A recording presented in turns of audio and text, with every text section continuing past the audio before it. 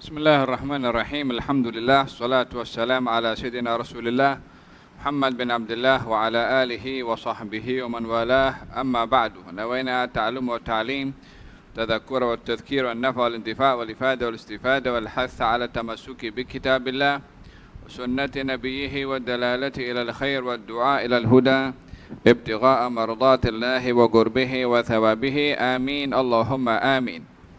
Babu aina rakazan Nabi sallallahu alaihi wa alihi wasallam ar-rayata yaumal fathi. Bab di mana Nabi menancapkan benderanya pada peristiwa Fathu Makkah. Tajuk ini diletakkan oleh Imam Al-Bukhari untuk memberitahukan betapa teliti ahli hadis sehingga ingin memastikan Nabi itu letak bendera di mana. Ya, ini bukan hanya benderanya, tempat diletak bendera itu di mana. Di dalam Islam, dalam sejarah, dalam sirah, kalimat bendera ini digunakan dengan dua lafaz. Namanya rayah dan juga liwa atau alwiyah. Dalam Sunan Al-Imam At-Tirmidzi dikatakan bahwasanya rayah bendera Rasulullah itu warnanya hitam. Adapun liwa Rasulullah sallallahu alaihi wasallam warnanya putih. Jadi ada dua, ada rayah, ada liwa, yang dua-dua mempunyai arti bendera. Tapi oleh kerana disebutkan dengan dua lafaz yang berbeza, maka ahli sejarah mengatakan bahwasanya bendera yang namanya rayah beza dengan bendera yang namanya liwa. Katanya kalau bendera yang namanya rayah itu yang tinggi sekali, yang ditancap untuk menjadi tanda kepada orang ramai bahwasanya pemimpin panglima itu sedang tegak. Apa buktinya? Benderanya masih ada. Kalau pemimpinnya gugur, benderanya jatuh. Makanya bendera itu menjadi satu tanda, mercu bagi dalam suasana perang. Macam mana nak tengok kawan-kawan? Ya kan? Apa yang menjadi tanda? Bendera. Kalau bendera ke belakang, so kita kenali ke belakang lah. Kalau bendera maju ke depan, kita maju ke depan sebab kita ikut dengan yang pegang bendera. Itu namanya rayah. Ada namanya liwa. Liwa ini bendera yang ditancapkan pada pada tombak, sehingga yang bawa itu lari ke sana kemari dengan tombaknya. Maka dengan demikian ada perbezaan antara rayah dengan liwa. Ada yang mengatakan sebaliknya, bukan. Liwa itu yang besar, rayah bendera yang kecil. Liwa bendera yang besar, 4 persegi. Adapun rayah bendera yang kecil yang boleh diagihkan kepada sesiapa. Tapi kalau bendera yang besar satu saja. Chief of semua bendera macam tu. Faham tak?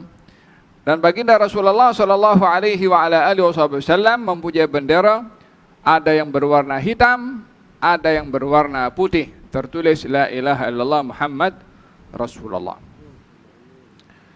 Faham tak? Hada bendera Nabi Muhammad SAW. Di akhirat nanti pun juga ada bendera juga. Oleh hada dalam hadis yang nyatakan waliwaul hamdi biyadi yaumal qiyamah Adam wa man dunahu tahta liwa'i. Di hari kiamat nanti ada panji, ada bendera, namanya panji kepujian, aku yang pegang.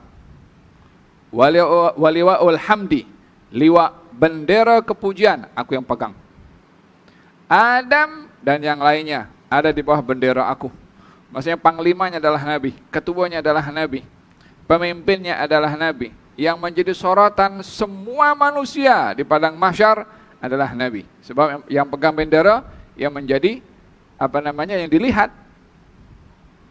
Sallallahu alaihi wa ala alihi wasallam. Lihada hari kiamat ini adalah semua orang kenal kepada Nabi karena pegang bendera beliau seorang. Faham tak? Ada benderanya Nabi di dunia dan benderanya Nabi di akhirat. Baginda Rasulullah SAW dalam peperangan mengagihkan bendera kepada beberapa orang. Ada bendera yang besar sekali, yang itu menjadi pertanda kepada seluruh bendera-bendera, dan ada bendera yang diagihkan kepada orang lain. Ada bendera pernah diserahkan kepada Sayyidina Abu Bakar Siddiq, kepada Sayyidina Umar, kepada Sayyidina Ali bin Abi Thalib, kepada Sa'ad bin Ubadah, dan beberapa sahabat Nabi yang lain, termasuk Sayyidina Hamzah dalam peperangan Uhud diberikan bendera oleh Nabi. Maksudnya setiap orang yang diberi bendera memimpin tentera tersendiri. Mungkin ini bagian pemanah, ini bagian tombak, yang ini bagian yang pedang, contohnya lah. Jadi setiap bendera ada grupnya, macam askar gitu lah kan. Apa namanya istilahnya dalam askar itu kan? Apa namanya? Kita belum masuk askar lagi, tak tahu. Ada angkatan darat, ada angkatan udara, ya kan? Ada angkatan laut, dan dalam satu angkatan tu ada kelompok-kelompoknya komando. Ini ada askar sini. Faham tom? Dalam satu peperangan ada sekian bendera. Setiap satu bendera memimpin satu kelompok.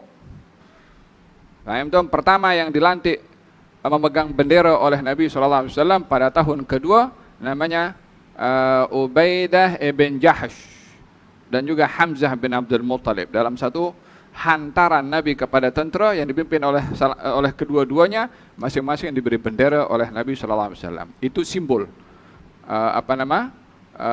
pemberian daripada Panglima nomor 1 kepada siapa yang diberi, untuk mereka bertanggung jawab atas pemberian bendera tersebut, dan yang lain ikut. Melihat dalam peperangan Khaybar, baginda Rasulullah memberikan bendera. Pemberian bendera itu pelantikan dari Nabi kepada orang yang dilantik, yang lain kena ikut.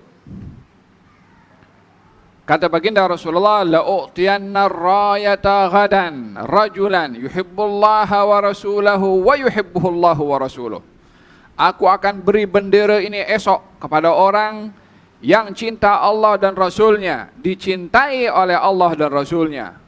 Tak diberitahu oleh Nabi SAW siapa orangnya, tapi Nabi berkata, bendera aku akan bagi kepada seorang, tapi esok. Orang itu adalah cinta Allah dan Rasul, dicintai oleh Allah dan Rasul. Esok pagi Sayyidina Umar pun berdiri terus. Kata Sayyidina Umar pun, mula aku masuk Islam aku tak ingin jadi pemimpin, kecuali hari itu aku nak. Pasal apa?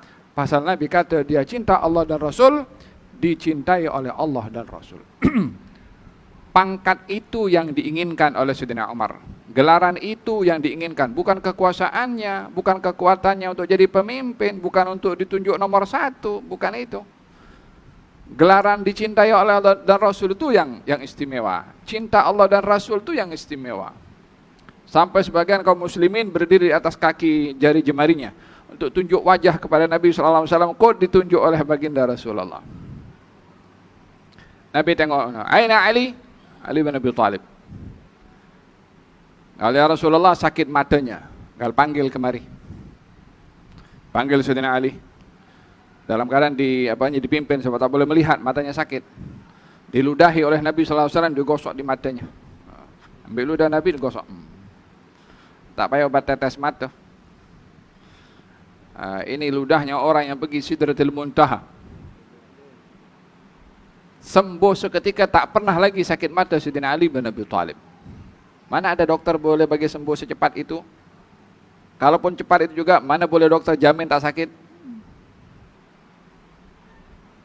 Diberikan bendera ini, serahkan kepada Sayyidina Ali bin Abi Thalib. Maka diberikan kemenangan oleh Allah Subhanahu wa taala. Faham dong?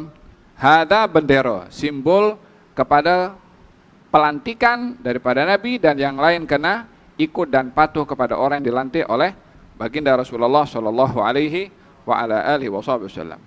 Dalam peperangan Uhud, Nabi sallallahu alaihi wasallam ambil bendera. Kali ini Nabi offer. Yang perang Khaybar Nabi tentukan. Yang kali ini Nabi offer.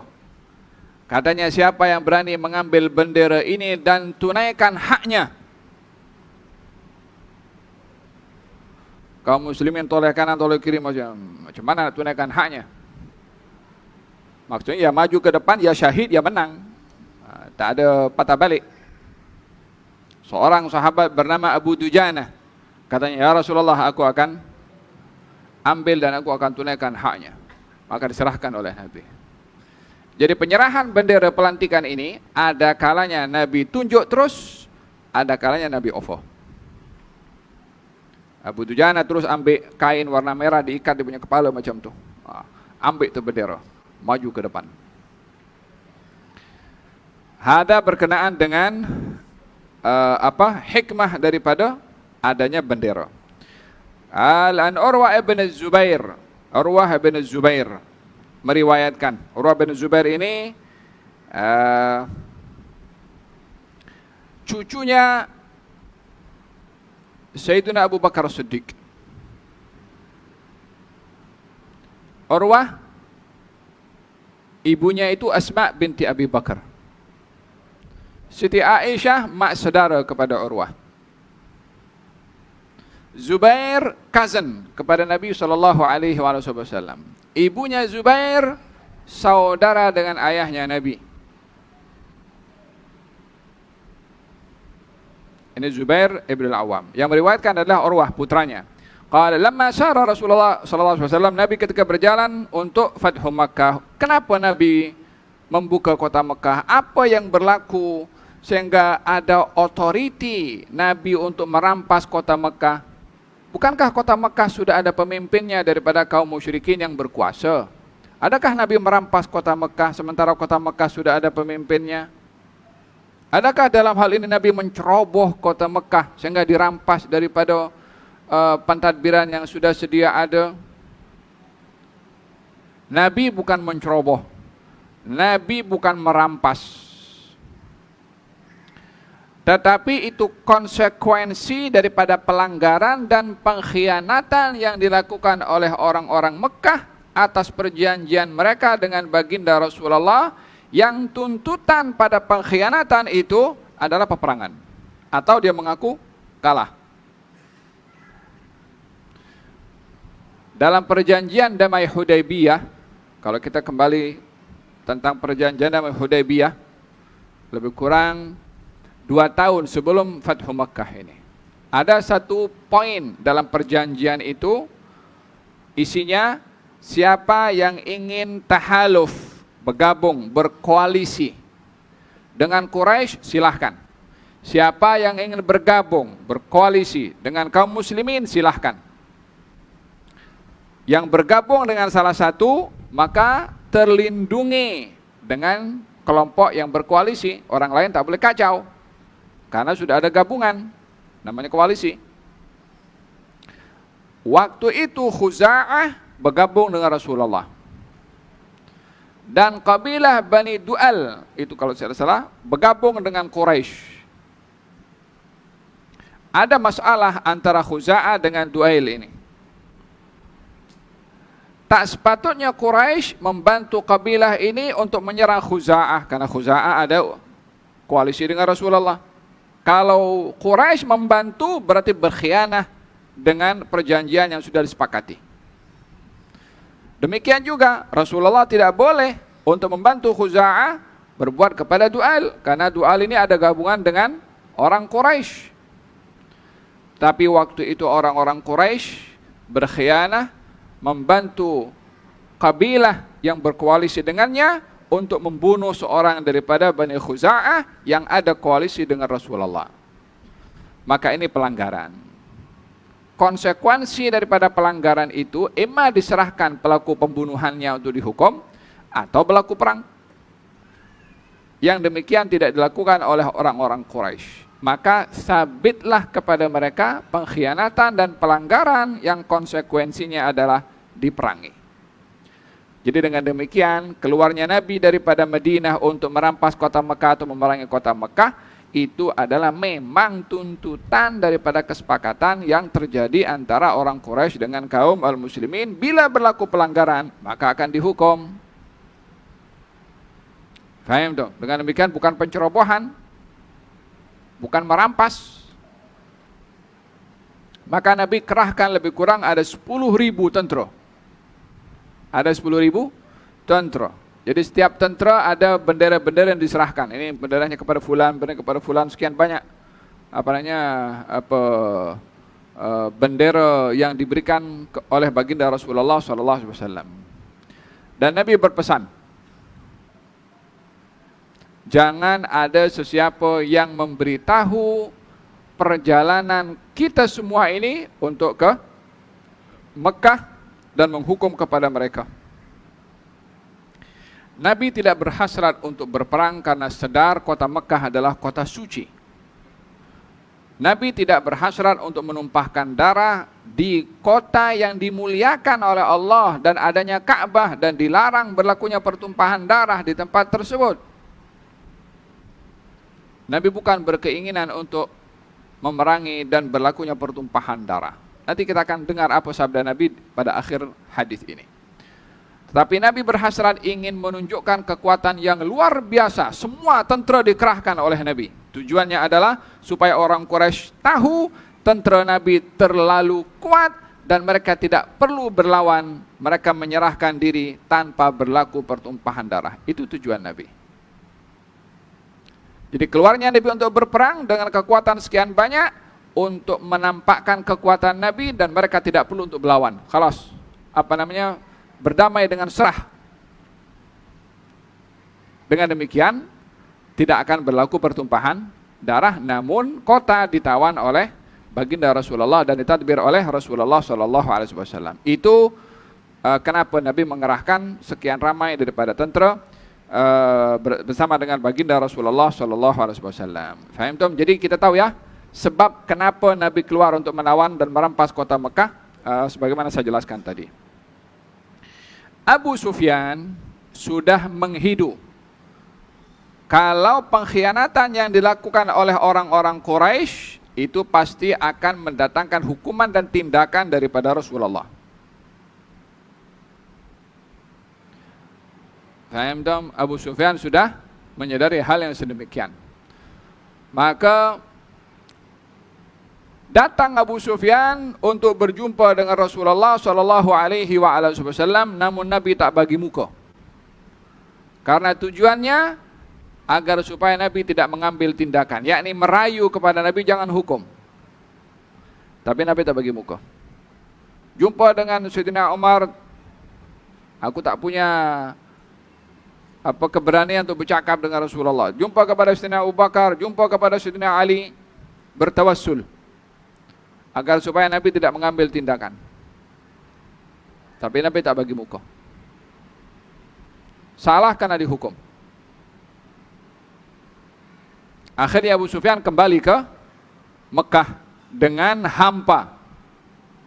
Apa yang menjadi keinginan untuk diperbaharui perjanjian dan tidak diambil tindakan oleh Nabi atas pengkhianatan yang dilakukan oleh orang-orang Quraisy adalah kembali dengan tangan kosong karena tidak dilayan oleh Nabi SAW. Maka daripada situ Abu Sufyan menyadari kalau Nabi pasti akan mengambil tindakan. Cuma tak diberitahu bila tindakan itu akan dilakukan oleh baginda Rasulullah. Pada bulan Ramadan, ketika Nabi ingin melakukan tindakan itu, Nabi sudah memberikan arahan jangan ada sesiapa yang bagi tahu rancangan ini. Apa tujuannya? Ya tadi itu. Ingin datang mengejut dengan tentera yang banyak supaya orang Quraisy tak perlu lagi angkat senjata dan menyerah kepada Nabi untuk menjaga tidak berlaku pertumpahan darah di kota Mekah. Maka berjalanlah baginda Rasulullah SAW dan ternyata semakin dekat tentera ini menghampiri kota Mekah, suara berita pun mula sampai ke Mekah. Ketika sampai ke Mekah, Abu Sufyan bersama dengan Hakim bin Hizam. Hakim bin Hizam anak saudara kepada Siti Khadijah. Hakim bin Hizam bin Khuwailid. Khadijah binti Khuwailid. Jadi Hizam dengan Siti Khadijah adik-beradik. Ini Hakim anak saudaranya. Dahulu Hakim ini adalah juru bicara dalam perniagaannya Siti Khadijah. Yang membantu perniagaan Siti Khadijah adalah Hakim bin Hizam. Hakim bin Hizam waktu termasuk belum Islam lagi.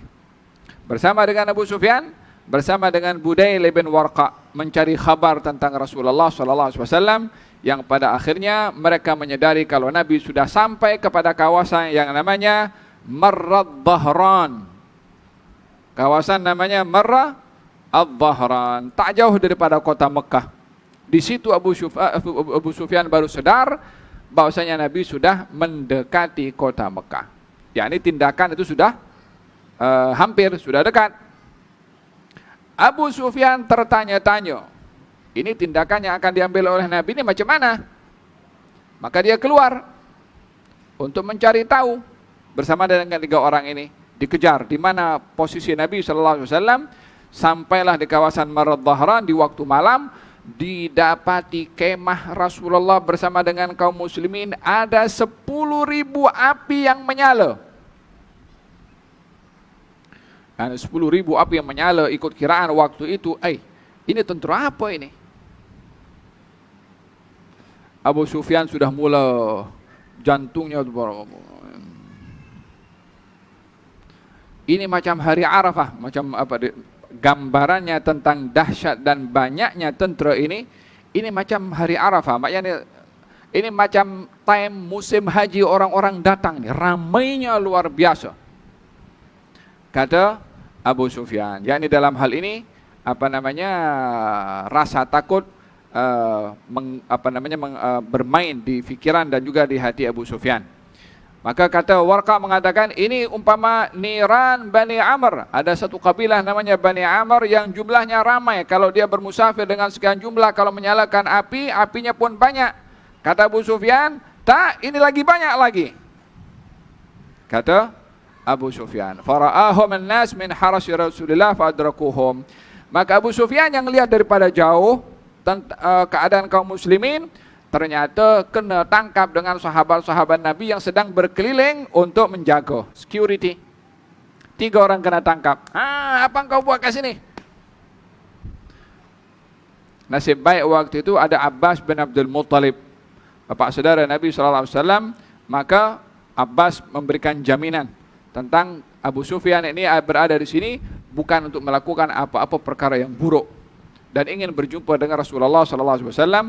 Maka dikawal oleh tentera-tentera ini, khawatir akan melakukan perbuatan yang yang tidak baik, sambil dijaga. Sampailah jumpa dengan baginda Rasulullah SAW, dan Abu Sufyan pada akhirnya masuk Islam. Ditawarkan oleh Nabi SAW, apalagi yang menyebabkan engkau ragu untuk masuk Islam, wahai Abu Sufyan? Kata Abu Sufyan mengatakan, macam mana aku nak buat dengan Lata dengan Uzza? Dipikir tu masih berhala tu lagi dia. Pada akhirnya Abu Sufyan memeluk agama Islam. Termasuk Hakim bin Hizam pun juga memeluk agama Islam. Kemudian setelah mereka bertiga, Abu Sufyan, Hakim bin Hizam, kemudian siapa lagi tadi itu? Budail. Ketiga-tiganya masuk Islam. Kedua-duanya, Hakim bin Hizam dan Budail, boleh balik pergi ke Mekah. Tapi Nabi beritahu kepada Abbas, Abu Sufyan jangan bagi balik, biar duduk kat sini dia. Abbas bagi tahu kepada Abu Sufyan, Nabi tak benarkan kau balik. Kata Abu Sufyan, ini pengkhianatan ke? Katanya tidak. Tapi baginda Rasulullah mahu engkau tengok esok apa yang akan berlaku. Ihbis Abu Sufyan. Bawa Abu Sufyan, jangan bagi balik pergi ke Mekah. Esok pagi letakkan dia di tempat Khatmul Jabal. Khatmul Jabal itu macam anak bukit tinggi, untuk melihat bagaimana tentera berjalan. Tahu kalau kita kalau hari kemerdekaan itu ada pertunjukan tentera, ya kan, barisan ke, ya kan, atau kalau pesawat pun juga pesawat tempur dengan warna-warni di punya asap, ya kan, itu kan menunjukkan kehebatan. Menunjukkan kehebatan. Kata baginda Rasulullah, bawa Abu Sufyan naik di atas bukit itu biar nampak macam mana tentera kaum muslimin. Dalam hal ini baginda Rasulullah bukan ingin menunjuk-nunjuk. Kalaupun itu menunjuk-nunjuk, ya, untuk menunjukkan kepada musuh kekuatan kita, memang kita perlu tunjuk. Al-harbu khuda'ah. Peperangan itu tipu muslihat. Jangan tawaduk dalam perang. Susah kalau kita tawaduk dalam perang, musuh lagi berani kepada kita. Kita kena berani tunjuk walaupun kita takut. Kita kena berani untuk menunjukkan kehebatan walaupun tak punya apa-apa. Dalam perang, kita dibenarkan untuk menipu. Bahkan dalam perang, janggut yang putih atau rambut yang putih boleh dikasih warna hitam supaya nampak muda. Kalau musuh nampak putih semua rambutnya, kecil musuh kita. Olehada katanya wa harramu khidhabu sya'ri bis-sawad lirajulin wa imra'atin la lil jihad. Haram mewarnai rambut putih itu dengan warna hitam, baik laki-laki atau perempuan, kecuali dalam jihad. Boleh. Supaya nampak gagah. Faham, Tom? Maka kata baginda Rasulullah SAW, biar nampak kekuatan kaum al-muslimin. Dalam hal ini baginda Rasulullah menjadikan pertunjukan tentera itu sebagai satu syiar. Tentera-tentera yang buat pertunjukan itu, kalau ianya adalah dimaksudkan untuk menunjukkan kekuatan, kemahiran, skill, supaya tidak menganggap remeh negara kita dengan ketenteraan yang ada, diperbolehkan justru biar musuh tahu, supaya tidak menganggap kecil dan menganggap lemah. Wahakala baginda Rasulullah SAW suruh Abu Sufyan, Abbas untuk bawa Abu Sufyan tengok kekuatan kaum muslimin. Fahabasahu al-Abbas, dijaga atau dibawa oleh Abbas. Faja'alat qabail tamur, di kawasan bukit yang Abu Sufyan ada di situ bersama dengan Abbas, di kawasan itulah tentera sedang lalu. Kita kalau di dataran merdeka itu kan, ya kan, di mana tentera itu buat latihan di kawasan depan. Yang tengok di mana? Tempat yang tinggi lah. Jadi nampak rapinya barisan, ya kan. Kadang-kadang kaki itu sama rata semua. Kasut pun sama rata semua. Gerakan kaki pun, ya subhanallah. Itu akan nampak kalau daripada tempat yang tinggi. Abu Sufyan berada di tempat tersebut. Faja'alal qabail, setiap kabilah lalu, katibah demi katibah, grup by grup. Kata Abu Sufyan, ini siapa? Ini siapa? Dijawab oleh Abbas, ini daripada Ghifar, ini daripada Sa'ad bin Huzaim. Satu demi satu lalu, sampailah nampak ada kelompok yang besar, ramai. Adakah Muhammad di kelompok ini? Katanya bukan, ini kelompok Ansar, dipimpin oleh Sa'ad bin Ubadah. Sa'ad bin Ubadah salah seorang ketua daripada kaum Ansar. Beliau yang diberikan bendera untuk memimpin kaum Ansar. Kaum Ansar adalah orang Madinah yang menyambut kedatangan Nabi ketika berhijrah. Maka mereka digelari Ansar. Muhajirin yang datang berhijrah bersama dengan Rasulullah, maka dikatakan muhajirin. Baik itu yang berhijrah sama dengan Nabi atau berhijrah kemudian selagi belum berlaku peristiwa Fathu Makkah, maka mereka masih dikira sebagai muhajirin. Jadi sahabat Nabi ini tergolong kepada 3 bahagian. Yang pertama, muhajirin. Yang kedua, Ansar. Yang ketiga adalah orang-orang yang beriman setelah Fathu Makkah. Mereka tidak termasuk muhajirin, mereka tidak termasuk Ansar, walaupun sahabat Nabi juga. Kedudukan muhajirin dan Ansar lebih tinggi berbandingkan kepada sahabat Nabi yang beriman kepada Nabi setelah Fathu Makkah, yang tidak termasuk muhajirin dan tidak termasuk Ansar. Karena dugaan yang dilalui oleh muhajirin dan Ansar lebih berat berbandingkan kepada mereka yang beriman setelah Fathu Makkah, karena waktu itu Nabi sudah berjaya. Masa muhajirin dan Ansar berhijrah, waktu itu Nabi susah. Oleh sebab itu dalam Quran Allah berfirman, لا يستوي منكم من أنفق من قبل الفتح وقاتل أولئك أعظم درجة من الذين أنفقوا من بعد وقاتلوا وكلا وعد الله الحسنى. Tidak sama orang-orang yang berinfak di antara kamu dan berjihad di antara kamu sebelum Fathu Makkah berbandingkan kepada orang berinfak dan berjihad setelah Fathu Makkah. Infaknya sama, jihadnya sama, tapi darjat dan pahalanya tidak sama. Kedudukannya tidak sama. Yang berjihad sebelum Fathu Makkah lebih tinggi darjatnya berbandingkan yang berjihad setelah Fathu Makkah. Yang berinfak sebelum Fathu Makkah lebih tinggi darjatnya berbandingkan berinfak setelah Fathu Makkah. Demikian dibedakan oleh Allah Subhanahu wa taala perbezaan dengan peristiwa, yaitu Fathu Makkah. Faham tom? Hada Abu Sufyan termasuk orang yang beriman setelah Fathu Makkah, termasuk Hakim bin Hizam tadi. Wa kullan wa'adallahu al-husna, namun semua dijanjikan oleh Allah kebaikan dan syurga. Baik yang beriman sebelum Fathu Makkah, yang berjihad sebelum Fathu Makkah atau setelah Fathu Makkah, kedudukannya berbeza. Abu Sufyan ketika melihat golongan Ansar dipimpin oleh Sa'ad bin Ubadah dengan begitu ramai tentera, maka Abu Sufyan bertanya kepada Abbas, siapa ini? Katanya ini golongan Ansar dipimpin oleh Sa'ad bin Ubadah. Sa'ad bin Ubadah nampak Abu Sufyan.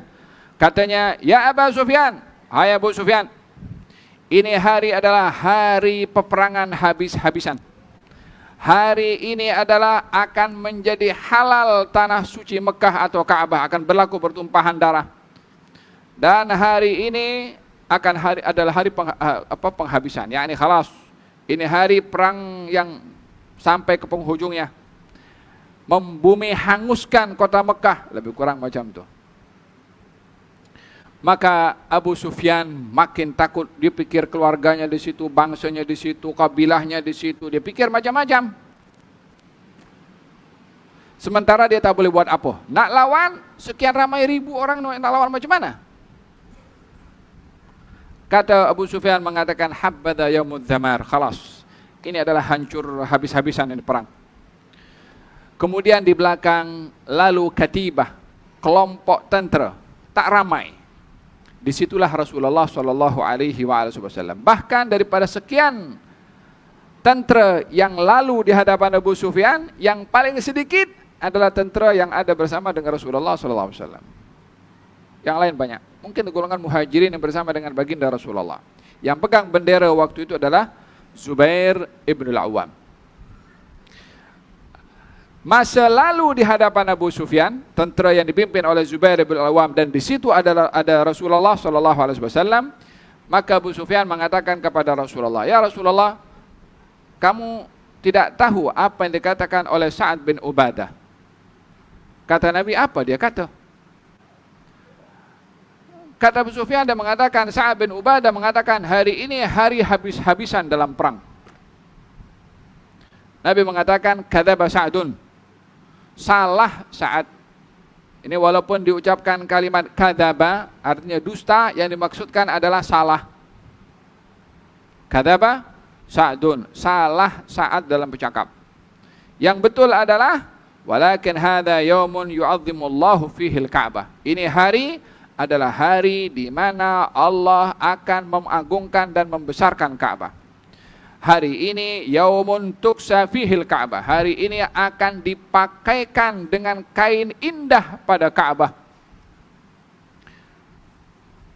Kiswah Ka'bah itu yang sekarang ini kan, kiswah.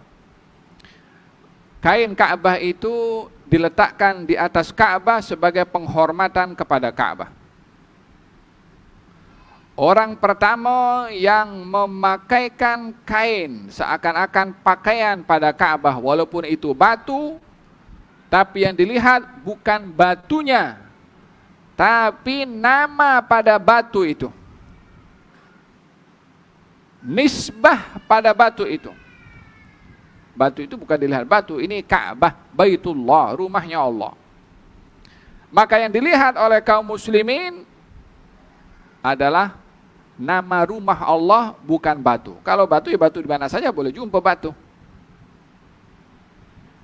Tapi kalau rumah Allah, ini kan bangunannya kan batu juga, masjid-masjid pun juga batu juga semuanya. Adakah sama batu yang dibangun untuk rumah kita dengan batu dibangun untuk rumahnya Allah? Tak sama, walaupun beli batunya di kedai yang sama. Bahan bangunannya sama. Tapi berubah ketika namanya dikatakan rumahnya Allah, maka beza.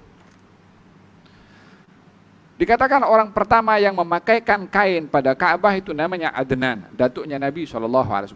Turun-temurun sampailah zaman Rasulullah.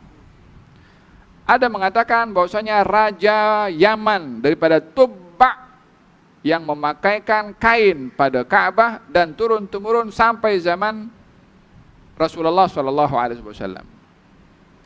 Dan setiap bulan Ramadan Ka'bah itu ditukar kainnya. Nabi ketika masuk ke kota Mekah untuk Fathu Mekah bulan Ramadan, masa untuk menukar Ka'bah daripada kain yang sedia ada. Oleh sebab itu Nabi kata ini hari adalah hari untuk memakaikan kain indah pada Ka'bah. Bukan menghancurkan Ka'bah, bukan ingin membantai orang, bukan ingin bunuh orang. Salah saat kalau bicara begitu. Kata baginda Rasulullah SAW, di sini kita mengambil hikmah bahwa memakaikan Ka'bah dengan kain seperti itu, walaupun itu batu, itu adalah syiar karena Ka'bah itu adalah rumahnya Allah Subhanahu wa taala. Faham tom? Itu bahagian daripada syiar. Maka Nabi SAW perintahkan kepada Sayyidina Ali, engkau pergi ke Sa'ad bin Ubadah, ambil bendera daripada dia. Tarik balik pelantikan Nabi kepada Sa'ad bin Ubadah. Diserahkan oleh Nabi kepada Qais, anaknya Sa'ad bin Ubadah. Apa sebab? Khawatir berlaku pertumpahan darah di kota Mekah karena Sa'ad mengatakan ini hari-hari perang habis-habisan. Maka Nabi risau kalau saat pegang bendera akan berlaku pertumpahan darah. Sementara pada awal saya jelaskan tadi, Nabi keluar bukan untuk melakukan pertumpahan darah, tetapi ingin menjaga kesucian Ka'bah supaya tidak berlaku pertumpahan darah. Diambil oleh Nabi bendera daripada Sa'ad bin Ubadah, diserahkan kepada anaknya untuk menyelamatkan Sa'ad daripada tangannya tergelincir melakukan pembunuhan di kota Mekah, dan juga diserahkan kepada anaknya supaya Sa'ad bin Ubadah tidak terkilan ketika diambil bendera itu oleh Nabi, tidak diserahkan kepada orang lain tapi jatuh ke anaknya sendiri. At least paling tidak tak jatuh ke tangan orang lain. Bijaknya Nabi kan nak jaga tu kan. Walaupun dilucurkan jawatannya untuk menyelamatkan Sa'ad, tapi bendera itu pun tidak jauh daripada orang yang ada kedudukan di hatinya Sa'ad, anaknya sendiri. Faham tom? Dalam hal ini kita belajar jabrul khatir. Belajar jaga perasaan orang. Jangan keras hati. Kita kena jaga perasaan orang lain. Dalam perang pun Nabi masih jaga perasaan orang. Maka diambil bendera itu diserahkan kepada Qais. Tujuannya adalah untuk mengelak daripada berlakunya pertumpahan darah yang dilakukan oleh Sa'ad bin Ubadah. Dan juga untuk memberitahukan syiar daripada jihad itu bukan pembunuhan, tetapi lebih untuk menyikapi dengan ihsan.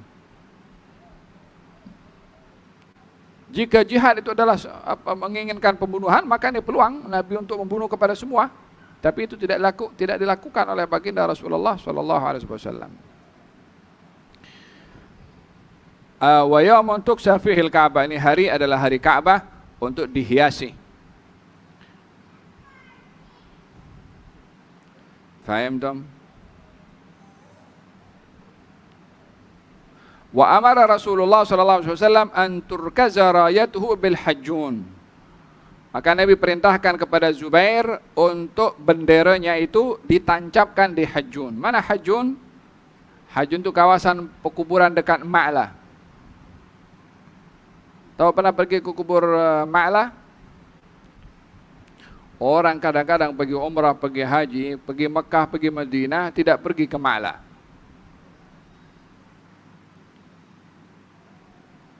Rukun umrah dan rukun haji tak ada Ma'lah. Di Ma'lah itu ada kuburnya Siti Khadijah radhiyallahu anha wa ardhaha.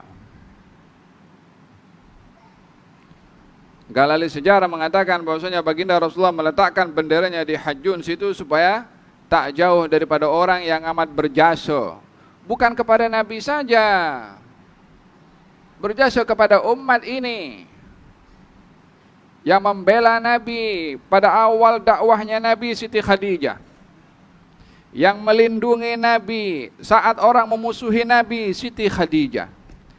Yang menghibur Nabi saat orang itu menyakiti perasaannya Nabi, Siti Khadijah. Yang mengorbankan hartanya untuk Nabi di saat orang tidak mau membantu Nabi, Siti Khadijah. Nah, tidak dapat dibandingkan, kata Nabi SAW, aku tidak digantikan oleh Allah istri yang lebih baik daripada Khadijah.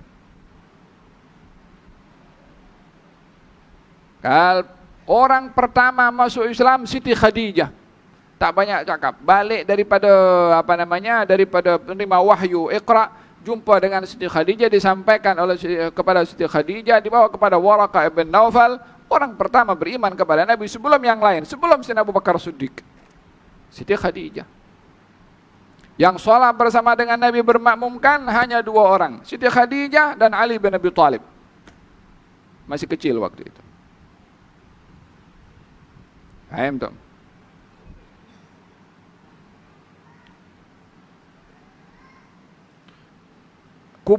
Kubur Siti Khadijah di mana? Di Hujun, di Ma'la situ. Bendera itu ditancapkan di situ oleh baginda Rasulullah, dan Nabi pasang kemah di tempat tersebut. Jadi kalau pergi Mekah, pergi umrah, pergi ziarah situ. Uhud pergi. Kan? Apa di Uhud? Oh, pergi syuhada Uhud. Iya betul, mereka pejuang. Itu syuhada Uhud berjuangnya setelah Siti Khadijah. Para pejuang Uhud ramai. Siti Khadijah seorang waktu itu bela Nabi SAW. Paham dong? Orang pula kata, tak ada rukun umrah itu pergi, wala sunnahnya umrah pergi Siti Khadijah. Pergi mall pun bukan sunnah juga. Beli sejadah itu ada tulisan, bukan sunnah juga. Mall tak apa. Apa itu? Ayam apa namanya itu? Al-Baik, Q. Siti Khadijah ziarah bid'ah. Paham dong? Pergi ziarah situ. Beliau adalah orang pertama berjasa kepada umat Islam. Pergi ke sana menghayati sirahnya, perjuangannya. Bukan seperti orang-orang kata itu. Faham dong? Kalau ada dipasang di situ bendera Nabi SAW. Kemudian faqala al-Abbas li Zubair, Abbas berkata kepada Zubair, ya Aba Abdullah, hahuna amaraka Rasulullah an turgazar raya. Kalau di sini diperintahkan oleh Rasulullah untuk kamu tancapkan bendera. Qal wa amara Rasulullah sallallahu alaihi wasallam yauma idzin Khalid ibn Walid an yadkhula min a'la Makkah min kada wa dakhala an-nabiy sallallahu alaihi wasallam min kudan. Jadi ada beberapa laluan untuk masuk ke kota Mekah. Ada namanya kada, ada namanya kudan. Kada yang agak tinggi, kudan dari agak rendah. Nabi sallallahu alaihi wasallam memerintahkan Khalid untuk masuk daripada kada, dan Nabi daripada kudan.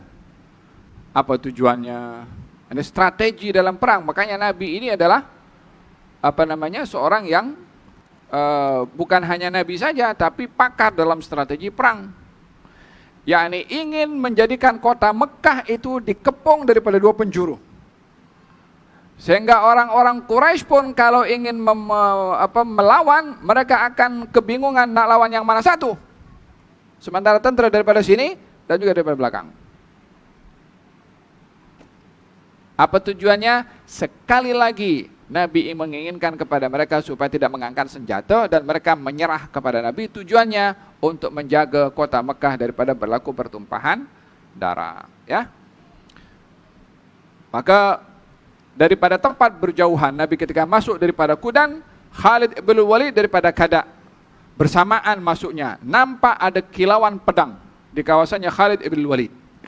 Marah Nabi SAW. Ya Allah, aku tak tanggung jawab dengan apa yang dilakukan oleh Khalid ibn Walid.